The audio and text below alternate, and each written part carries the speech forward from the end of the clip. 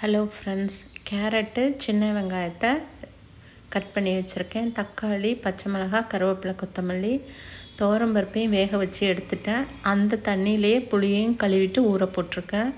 ஒரு குக்கரில் எண்ணெய் விட்டுட்டு கடுகு உளுத்தம் பருப்பு போட்டு தாளிச்சிட்டு அது கூட எடுத்து வச்சிருந்த காய்கறியெல்லாம் போட்டு உப்பு போட்டு நல்லா மிக்ஸ் பண்ணி விட்டுட்டு நல்லா வதக்கி விட்டுட்டு பருப்பு தண்ணியை ஊற்றி குழம்புத்தூள் போட்டு ஒரு 2 விசில் விட்டு எடுத்துக்கலாம். இந்த சாம்பார் இனிக்காதா கேரட் போட்டால் அப்படின்னிங்கன்னா இல்லை, இது ரொம்ப நல்லாயிருக்கும். இது சாதத்துக்கும் நல்லாயிருக்கும், நைட்டு டிஃபனுக்கும் ரொம்ப நல்லாயிருக்கும்.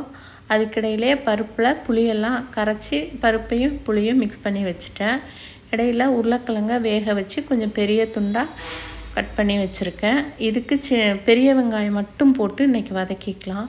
கொஞ்சம் நிறைய பெரிய வெங்காயம் அரிஞ்சு வச்சுக்கலாம். ஒரு எண்ணெய் சட்டியில் எண்ணெய் விட்டுட்டு வெங்காயத்தை மட்டும் போட்டு நல்லா வதக்கிட்டு அது கூடவே ப்ளைன் மிளகாத்தூள், உப்பு, மஞ்சத்தூள் போட்டு நல்லா மிக்ஸ் பண்ணி விட்டுட்டு அது கூடவே வேக வச்சுருந்தா உருளைக்கிழங்கையும் போட்டால் நல்லா மிக்ஸ் பண்ணி விட்டுட்டு ட்ரை ஆகிற வரைக்கும் லோ ஃப்ளேமில் வச்சே நல்லா வதக்கி விட்டோம்னா ரொம்ப டேஸ்டான உருளைக்கிழங்கு ரெடி ஆயிரும்.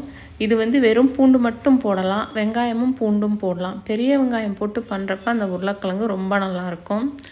அதுக்கிடையில் விசில் விட்டு ஆறிடுச்சு. இப்போ நம்ம எடுத்து வச்சுருந்த புளி பருப்பு தண்ணி அதில் போட்டு நல்லா மிக்ஸ் பண்ணி விட்டுட்டு நம்மளுக்கு தேவையான கன்சிஸ்டன்சி வர்ற வரைக்கும் அதை கொதிக்க வச்சு அந்த ராஸ்மெல்லாம் போனோன்னா நம்ம சாம்பாரை ரெடி பண்ணிக்கலாம். இந்த சாம்பாருக்கு இந்த உருளைக்கிழங்கு ஃப்ரை ரொம்ப நல்லாயிருக்கும். இந்த உருளைக்கிழங்கு ஃப்ரையை குக்கரில் வச்சு சாப்பாடு செய்கிற மாதிரியே செஞ்சோம்னா அந்த சாப்பாடும் ரொம்ப நல்லாயிருக்கும். இடையில அரிசியும் வச்சுட்டேன். அன்னைக்கு லஞ்ச் பிளேட் எங்களுக்கு இதுதான். சிம்பிளான லஞ்சு தான். தேங்க்யூ. Thanks for